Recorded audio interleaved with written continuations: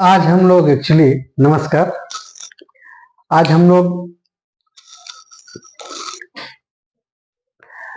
वैदिक संस्कृति के अंतर्गत वैदिक काल या ऋग्वैदिक काल, इसके बहुत सारे नाम हैं। उस नाम के अंतर्गत हम लोग पढ़ेंगे आर्यों का आगमन भारत में कैसे हुआ, है ना। एक्चुअली हम लोग मुझे लगता है कि सबसे पहले आर्यों के आगमन से पूर्व हम लोग कुछ बातें, थोड़ा इसका बेसिक्स है, उसे समझ लें तो ज्यादा आसानी होगी। वो क्या है, जैसे हम लोग हड़प्पा घाटी सभ्यता के अंतर्गत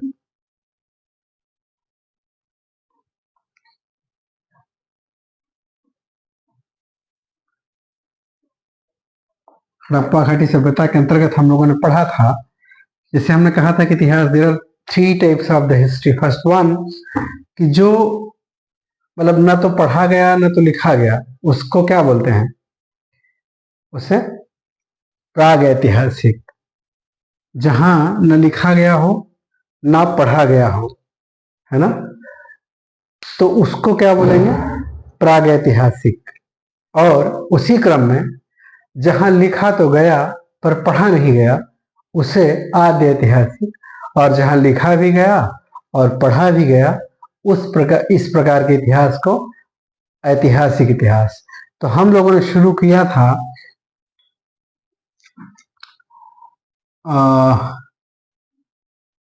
पूरा पाषाण काल से ना। पाषाण काल ले लीजिए, स्टोन एज, पाषाण काल।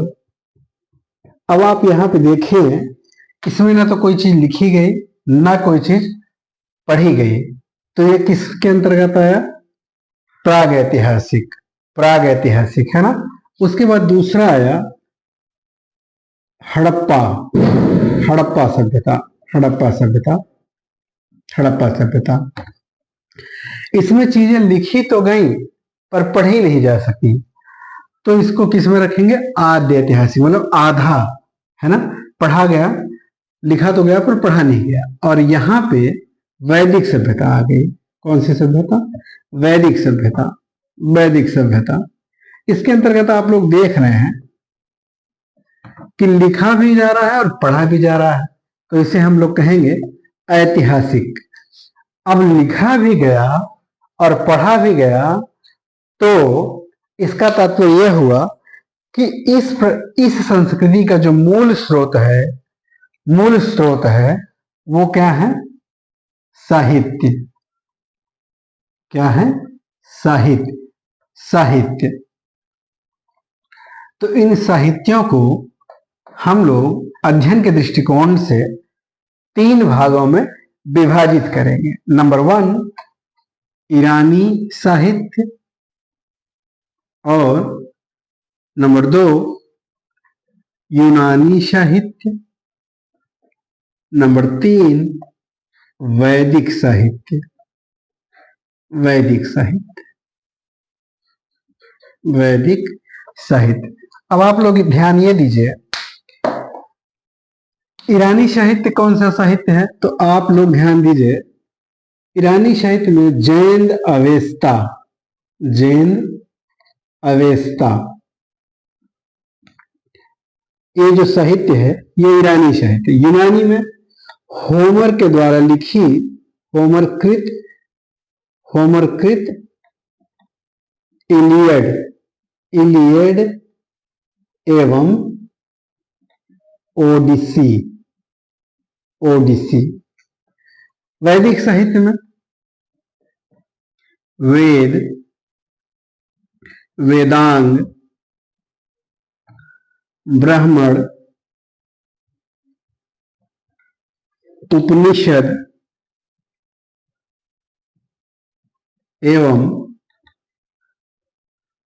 आरण्यक, 1 2 3 4 5, ठीक है। इतने ये जो सारे साहित्य हैं, ये क्या है? स्रोत हैं। किसके स्रोत हैं? वैदिक काल के। जितनी भी सारी बातें कही गई हैं वो इनके आधार पे कही गई हैं, इन्हीं को साक्ष्य माना गया है। सवाल ये उठता है, भाई भारत की सभ्यता को समझने के लिए यूनानी और ईरानी साहित्यों की जरूरत क्यों आन पड़ी? क्या आवश्यकता है कि ईरानी और यूनानी साहित्यों को सहारा लिया जा रहा है? बिल्कुल, सवाल ये जबरदस्त है ना, कि क्यों इस क्रम में भारतीय साहित्य तो ठीक है, पर ईरानी और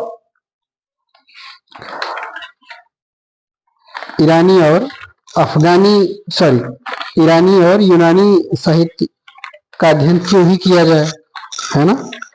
तो इसके पीछे का जो बेसिक्स है वो ये है, अब ये बात जैसे जैसे हम लोग आगे अध्ययन करेंगे वह क्लियर होता जाएगा। इस प्रश्न का उत्तर आपको जब हम लोग अब आगे पढ़ेंगे तो पता चलेगा, ठीक है। इसको आप लोग चाहे नोट करते चलें, पोज करके वीडियो, है ना। हम लोग अब एक टॉपिक बनाएंगे, आर्यों का भारत में आगमन। आर्यों का भारत में आक्रमण। आप एक चीज हम लोग बात किए थे यहाँ पे, 1500 से 500, कुछ जगहों पे 600 BC भी लिखा होता है, पर मैं ये मान के चलूंगा 1500 से 500 BC का जो समय है वह क्या है? वैदिक काल है। इसके पहले का जो समय है वह कौन सा? हड़प्पा घाटी सभ्यता का काल है। अब थोड़ा सा इसमें ना मतभेद है। जो राष्ट्रवादी इतिहास लेखन परंपरा के इतिहासकार हैं वह वैदिक काल को सिंधु सभ्यता से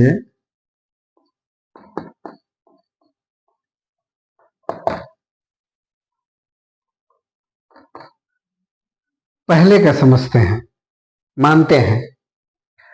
उसके पीछे उनका, हम लोग इसके बारे में कुछ अध्ययन अलग से करेंगे, लेकिन कुछ कुछ चीजें हमें बता देना ज्यादा आवश्यक है। वो कहते हैं जैसे कि जो वामपंथी इतिहासकार हैं वह मानते हैं कि नहीं, इंडस वैली सिविलाइजेशन पहले था और वैदिक सभ्यता बाद में आई। उसके पीछे उनका लॉजिक ये है कि सिंधु घाटी सभ्यता के पतन होने के कई सारे कारण हैं। उन कारणों में आर्यों का भारत में आक्रमण प्रमुख कारण है ना। और उनका एक अभी रिसर्च भी लेटेस्ट में, जैसे मार्टिमर ह्यूलर ने 1931 के अंदर एक लेख लिखा, उसमें भी इस बात का जिक्र किया था मोहनजोदड़ो के नरसंहार, और 1946 के खुदाई के दौरान मोहनजोदड़ो, लोथल और कई एक जगहों पे बहुत सारे नरसंहार के अवशेष पाए गए, ऐसा उनका मानना है। यह जो है क्लास 8 की शायद NCERT में है, मैं पढ़ रहा था, ठीक है। तो सबसे पहले अब हम लोग इसके बारे में एक अध्ययन कर लें कि यह बाद में हम लोग इसके बारे में अध्ययन ये करेंगे कि पहले कौन था, पहले सिंधु घाटी सभ्यता थी या पहले वैदिक सभ्यता थी। पर इतिहास जो अब तक के जो इतिहास का स्वरूप है उसमें सर्वप्रथम वैदिक हड़प्पा घाटी सभ्यता है, उसके बाद में वैदिक सभ्यता का काल बतलाया गया है। तो इसका काल हम लोग 1500 से 500 BC समझते हैं। अब इसी क्रम में अब हम लोग पढ़ेंगे आर्यों का भारत में आगमन। कुछ लोग आगमन न कह के उनका मानना है कि आर्यों ने भारत में आक्रमण किया। सवाल ये उठता है कि आखिरकार ये आर्य भाई आए कहां से, है ना? आर्य आखिरकार आए कहां से, है ना? आर्यों का मूल निवास स्थान क्या है? तो सबसे पहले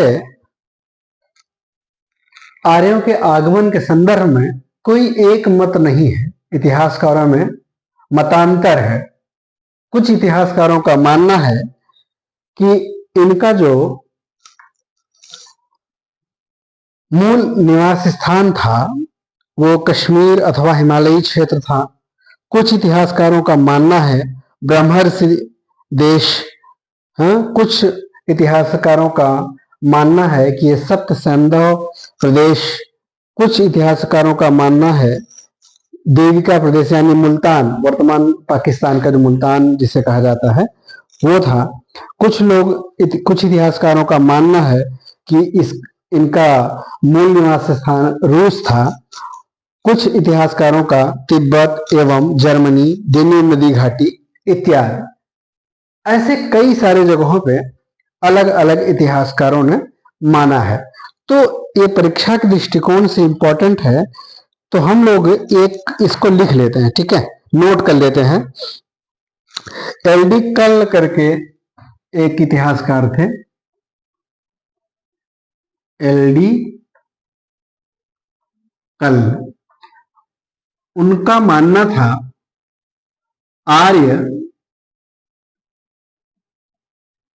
जम्मू व कश्मीर या हिमालयी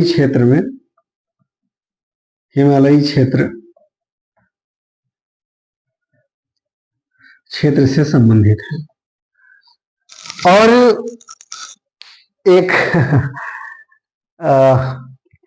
जो पुराने लोग हैं उनका मानना भी है कि जो उत्तराखंड, पंजाब, जम्मू कश्मीर, इवन हरियाणा, चंडीगढ़, इस क्षेत्र के जो लोग हैं उनका कुछ कुछ आर्यों से सिमिलैरिटीज मिलती है, इसलिए उनका वो मानते हैं कि ये कश्मीर और हिमालयी क्षेत्र के थे। इसी क्रम में गंगानाथ झा, इलाहाबाद विश्वविद्यालय के प्रोफेसर गंगानाथ झा, इनको ब्रह्मर्षि देश मतलब गंगा व यमुना नदी घाटी के आसपास के क्षेत्र में निवास करने वाले गंगानाथ झा। इनका मानना है कि ये गंगा यमुना के दोआब क्षेत्र से संबंधित है, वहां के मूल निवासी थे ये लोग, ठीक है। इसी क्रम में सप्त सैंधव प्रदेश सप्त सैंधव प्रदेश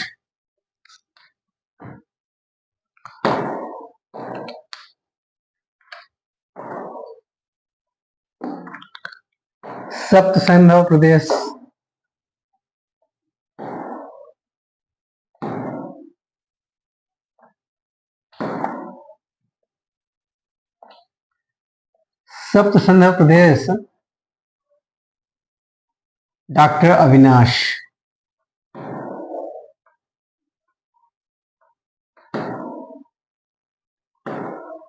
डॉक्टर अविनाश, उनका मानना है कि सप्त सिंधु प्रदेश किसे कहा जाता है? सप्त सिंधु यानी जिसे वर्तमान में पंजाब मतलब बलूचिस्तान वाला जो एरिया था, पंजाब का ही इसे कह लीजिए, वर्तमान का पंजाब।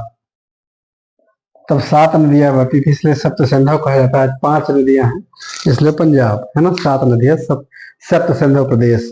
तो डॉक्टर अविनाश मानते हैं कि आर्य जो है सप्त सिंधु प्रदेश से भारत में आए। गार्डन चाइल्ड जो है, गार्डन चाइल्ड, उनका मानना है कि आर्य दक्षिणी रूस से आए। और डीएस त्रिवेदी जो हैं उनका मानना है कि मुल्तान से आए, यानी पाकिस्तान, वर्तमान जो पाकिस्तान का मुल्तान है, उस समय में उसे देविका प्रदेश कहा जाता था। उनका मानना है कि वहां से आए। डीएस त्रिवेदी। उत्तरी ध्रुव से बाल गंगाधर तिलक, बाल गंगाधर तिलक कहां से? उत्तरी ध्रुव से मानते हैं। वो कहते हैं कि ये उत्तरी ध्रुव हो गया, ये हो गया दक्षिणी ध्रुव।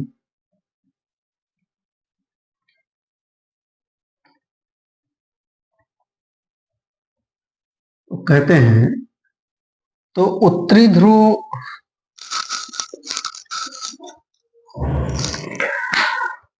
दक्षिणी रूस। अब दक्षिणी रूस अगर हम कहेंगे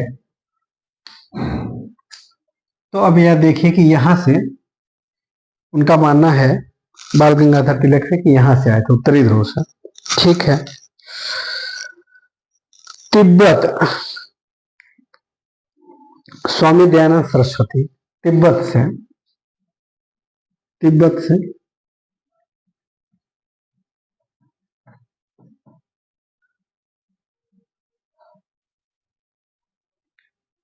तिब्बत से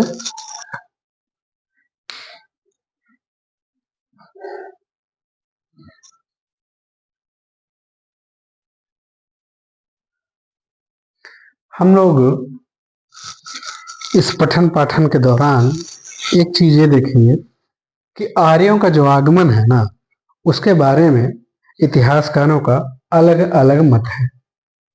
यह रट्टा मारना बहुत जरूरी है, क्योंकि एग्जाम में सीधे सीधे पूछ लिया जाता है कि हर्ट एवं पेनका के अनुसार आर्य कहाँ के निवासी थे। तो ऑप्शन में होगा डेन्यूब नदी घाटी, देविका प्रदेश यानी Multan, option C Germany, option D Sapta Sindhu प्रदेश। सप्त सिंधु प्रदेश है ना। तो अगर आप रट्टा मारे हैं तो आप सीधे सीधे जर्मनी कूद पड़ेंगे, अदरवाइज आप गलती कर बैठेंगे। तो ये 10 लोगों का नाम है, तो आप एक बार रट्टा मार लें। मैक्स मूलर मध्य एशिया मानते हैं, गार्डन चाइल्ड दक्षिणी रूस, बाल गंगाधर तिलक उत्तरी ध्रुव, स्वामी दयानंद सरस्वती तिब्बत, गंगानाथ झा ब्रह्मर्षि प्रदेश। अच्छा, एक एक चीज, ये ब्रह्मर्षि प्रदेश को गंगा यमुना जो का दोआब है ना, उसको बोलते हैं। गंगा यमुना का जो उपजाऊ प्रदेश है उसको ब्रह्मर्षि देश है ना। सप्त सिंधु प्रदेश यानी उर्दू वर्तमान का पंजाब। डॉक्टर अविनाश चंद्र दास ने सप्त सिंधु प्रदेश को माना, और एल.डी. कल्ल ने कश्मीर व हिमालय क्षेत्रों को माना। डीएस त्रिवेदी देविका प्रदेश यानी मुल्तान वर्तमान पाकिस्तान में है। पी गाइल्स डेन्यूब नदी घाटी, हर्ट एंड पेन का जर्मनी। 10 इतिहासकारों ने अलग अलग तरीके से अपने अपने मत प्रस्तुत किए, किंतु इतिहास में आर्यों के जो सर्वाधिक मान्यता या मान्य थियरी है वह मैक्स मूलर की है, जो मध्य एशिया को मानते हैं। अब सवाल ये उठता है कि कैसे माने, क्यों इसकी थियरी यानी मैक्स मूलर की थियरी सर्वाधिक रूप से प्रमाणित मानी जा रही है, सर्वाधिक प्रमाणित मानी जा रही है। क्यों ऐसा? एक चीज कहूंगा, अब यह नहीं समझ, मैं इसलिए नहीं कह रहा हूं कि मैं हिंदुस्तानी हूं, इसलिए भारतीय इतिहास को बिगाड़ने में इन भाई साहब की बड़ी भूमिका रही है ना, स्मिथ और मैक्स मूलर की, है ना। इन लोगों ने अपने अपने तरीके से भारतीय इतिहास की व्याख्या करी है। अच्छा, लेकिन यहां पे सॉरी, सिर्फ दोष देना आसान होता है, किंतु एक चीज और भी समझने की जो बात है वह यह है कि भारतीय इतिहास लेखन परंपरा में किसी ने इतना गौर पूर्वक काम नहीं किया, और काम किया भी तो हम इतने अभ्यस्त हो गए हैं कि जब तक एक गोरा व्यक्ति आके किसी भी बात को प्रमाणित बोल न दे कि नहीं नहीं यह बात सही है, तब तक हमें एहसास ही नहीं होता। मैं आपको एग्जाम्पल के रूप में कुछ एक ऐसी चीजें बताता हूं, जैसे वर्तमान समय में एनएलपी है ना, एनएलपी एक कॉन्सेप्ट है न्यूरॉन्स से रिलेटेड। उसी चीज को सांख्य फिलॉसफी में, सांख्य दर्शन में बहुत ही बेहतरीन तरीके से इस्टेब्लिश करा गया है, बहुत अच्छे तरीके से। ड्यूलिज्म की थियरी है पुरुष एवं प्रकृति।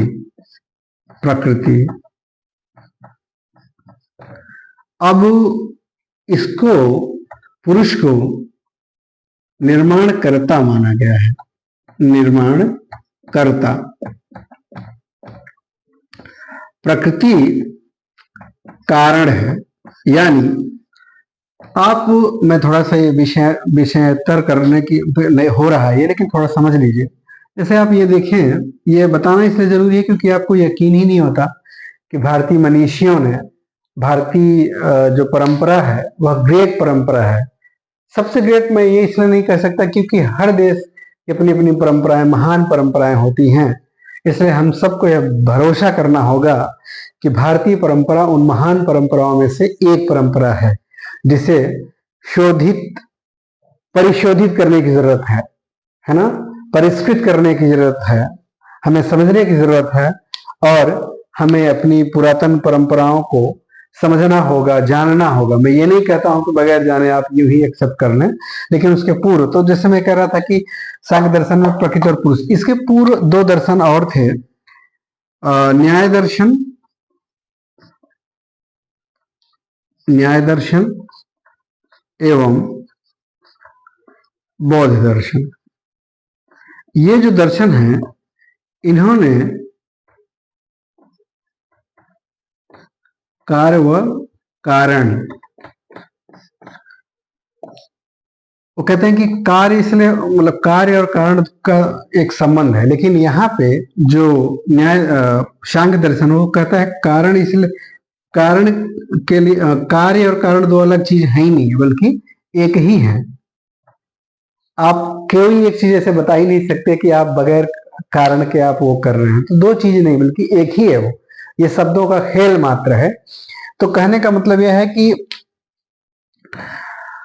अब ये जो पुरुष है ना, इस पुरुष को इलेक्ट्रॉन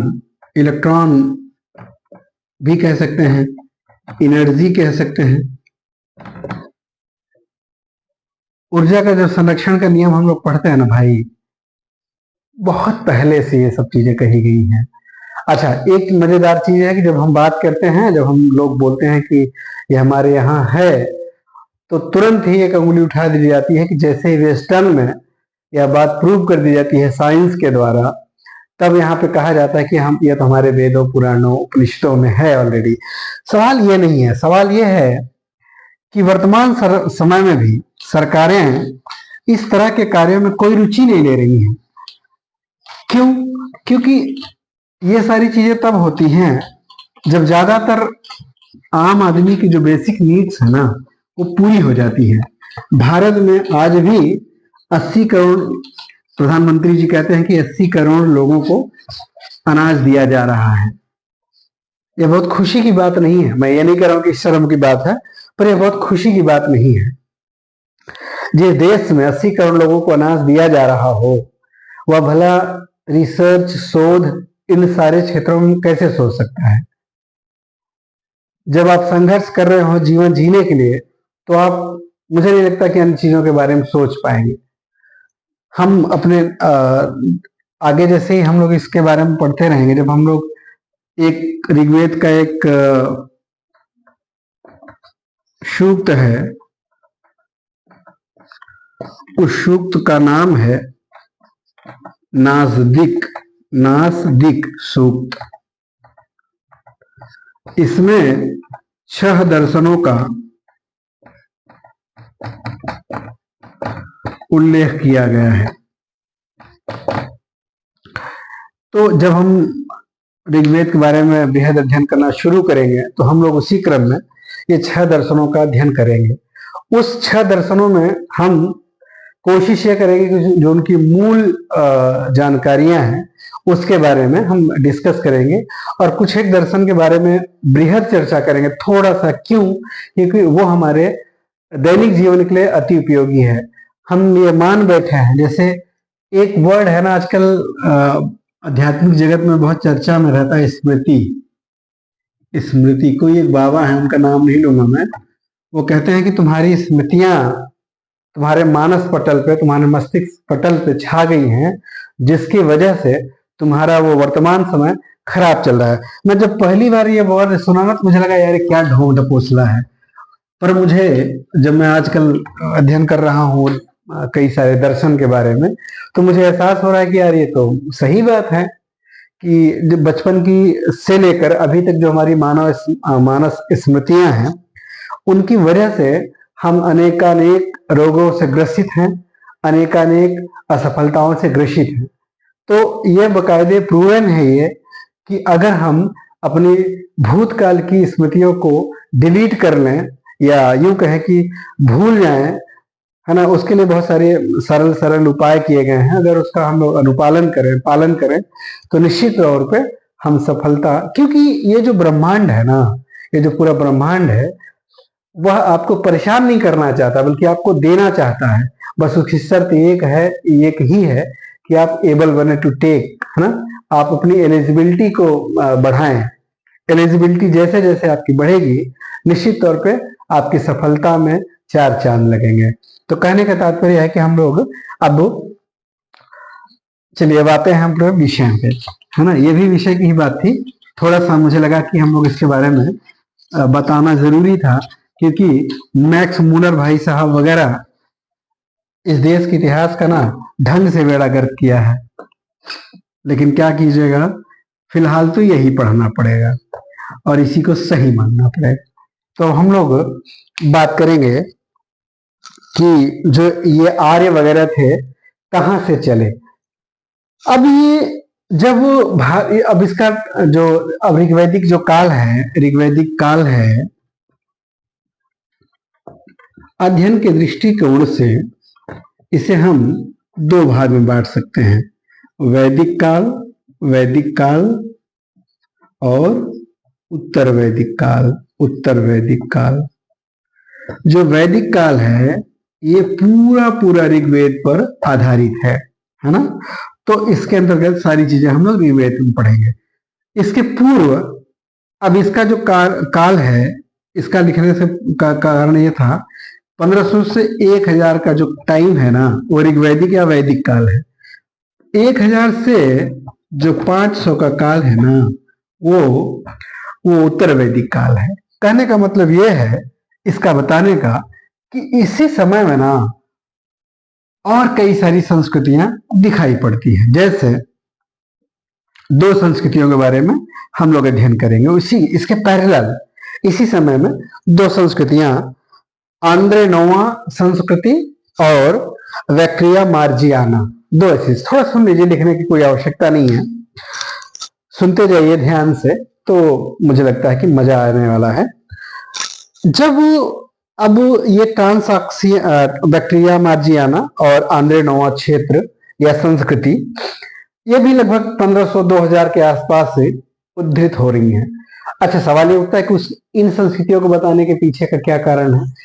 ऐसी उस जो जो मतलब जो मैं ये कह रहा हूं कि वैदिक संस्कृति में जिन जिन चीजों का वर्णन किया गया है, सेम उसी टाइम में उस संस्कृति में भी उन चीजों का चर्चा किया गया है। जैसे आप देखेंगे मिट्टी के बर्तन गांधार कला शैली में मकबरे की बनाए गए हैं, और मिट्टी के जो बर्तन है ना, जो वहां पे मिल रहे होते हैं आंद्रोनोवा संस्कृति में या बैक्टीरिया मार्जियाना संस्कृति में, उसी समय भारत में भी वैदिक परंपरा के अंतर्गत भी इस तरह के बर्तनों के अवशेष पाए गए हैं। अब थोड़ा एक चीज समझ लेना इसका जरूरी है कि जो इसका क्षेत्र है ना, वो कहां से कहां तक है ना, तो थोड़ा समझ आ जाएगा।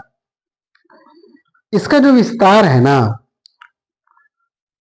इसका विस्तार नाम याद रखना जरूरी है,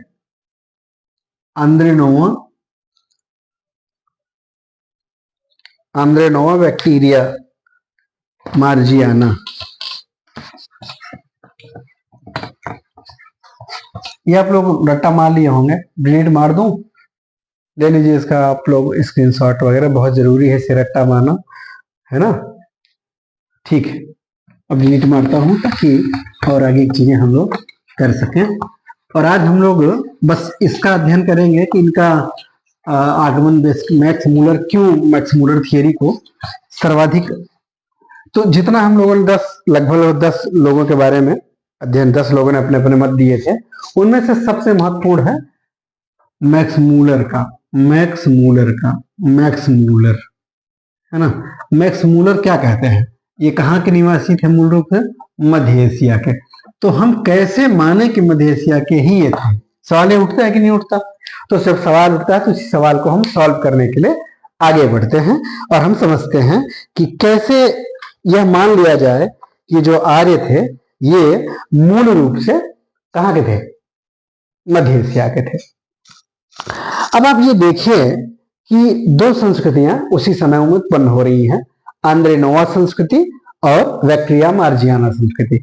जगह है एक्चुअली, उसी जगह के नाम पे संस्कृति का नाम दिया गया है। इनका जो कार्यकाल है 1900 से 15, बैक्टीरिया मार्जियाना जो संस्कृति है 1900 से 1500 बीसी के आसपास इस पल्लवित और पुष्पित हो रही है। उसी क्रम में आंद्रेनोवा ये 2000 से शुरू होती है और 1500-1200 के आसपास इसका जो काल है उस टाइम में ये बढ़ रही होती है। अब इसका देखिए विस्तार जो है ना, इसका विस्तार यानी आंद्रेनोवा संस्कृति का विस्तार बहुत लंबा है, ये मध्य एशिया तक इसका विस्तार है। अच्छा, मध्य एशिया तक विस्तार है कैसे, आप अब देखिए दो ऐसे जगहों का नाम मैं बताऊंगा। अब जैसे इसका दक्षिण मध्य एशिया से शुरू होता है बैक्टीरिया, यानी कि अफगानिस्तान, ये बैक्टीरिया और बल्क जो है ना, बल्क और बैक्टीरिया दो ऐसे जगह हैं जो अफगानिस्तान में थे। यहां से इनका विस्तार दिखाई पड़ता है तुर्कमेनिस्तान, उज्बेकिस्तान को लेते हुए मार्जियाना का जो क्षेत्र है वो पूरे क्षेत्र को शामिल कर लेता है। तो अब आप ये देखिए दक्षिणी उज्बेकिस्तान और उत्तरी अफगानिस्तान से उपलब्ध कुछ मिट्टी के बर्तन जो उपलब्ध हो रहे हैं, वह सेम उसी तरीके के बर्तन भारत में भी दिखाई पड़ जाते हैं। तो अब जो आंद्रेनोवा संस्कृति से अभी तो मार्जियाना क्या हो गया, मार्जियाना का विस्तार देख रहे हैं कि अफगानिस्तान से मध्य एशिया तक है। दो तमाम और देश जैसे आ रहे हैं, तुर्कमेनिस्तान और उज्बेकिस्तान, है ना। इन सारी जगहों पे को समेटते हुए मध्य एशिया तक उसका विस्तार होता है। किंतु आंद्रेनोवा जो संस्कृति है उसका जो सामाजिक पहलू है ना, आंद्रेनोवा संस्कृति का सामाजिक पहलू में जैसे पशुपालन एवं दाह संस्कार की परंपराएं, वो जो वहां थी वही सेम परंपरा भारत में वैदिक परंपरा उसी कालानुक्रम के अंतर्गत परिलक्षित हो रही है। तो कहने का तात्पर्य यह है कि अब जैसे आंद्रेनोवा संस्कृति के अंतर्गत क्या क्या देखा गया, दोनों संस्कृतियों में एक मिला जुला मैं कुछ चीजों का वर्णन दे रहा हूं, जैसे कि पालतू घोड़े, आरेदार पहिया का रथ, शव का आंशिक दहन, स्वास्तिक चिन्ह, ये सारे वैदिक परंपरा में। अच्छा, स्वास्तिक चिन्ह तो आपको इंडस वैली सिविलाइजेशन में मिल रहा है ना? ठीक है। 1400 ईसा पूर्व में घोड़े के अवशेष एवं दाह संस्कार के बहुत सारे कब्रें पाई गई हैं। ठीक है, जिससे स्पष्ट होता है कि इस संस्कृति को समाप्त करते हुए आर्य आगे बढ़े हुए होंगे। ठीक है। और जो घोड़े का ना, अच्छा, घोड़े का पूरी दुनिया में जो प्राचीनतम साक्ष्य मिला है वो कहां मिला होगा? अंदाजा लगाइए आप लोग। 6000 ईसा पूर्व में के आसपास दक्षिणी यूराल पर्वत में, दक्षिणी यूराल पर्वत के आसपास के क्षेत्रों में घोड़े के अवशेष प्राप्त हुए हैं। उसके बाद जो है ना, घोड़े का जो प्राचीनतम साक्ष्य दूसरा नीपर और वोल्गा नदी के मध्य में वोल्गा स्टेप नामक क्षेत्र में चरवाहों के द्वारा उपयोगी बनाया गया था, ऐसे साक्ष्य प्राप्त हुए हैं। अच्छा, अब एक चीज और क्लियर कर लेना चाहिए कि तीसरे 3000 ईसा पूर्व के आसपास दक्षिणी ईरान के स्याल्क 111 नामक, स्याल्क 111, एक से थोड़ा समझ लीजिए, स्याल्क 111 ये ईरान का एक जगह है, ईरान का एक जगह है। इस पर सर यहां पे भी घोड़े के अवशेष पाए गए। और अफगानिस्तान में एक जगह है मुंडीगक, अफगानिस्तान में जगह, यहां से घोड़े के साक्ष्य पाए गए। ठीक है। अब इन सिमिलैरिटीज के आधार पर हम ये कह सकते हैं कि आर्य जो है दोनों की, अब दोनों में अच्छा कुछ और, जैसे कुछ और भी सिमिलैरिटीज हैं। मैं कह रहा था कि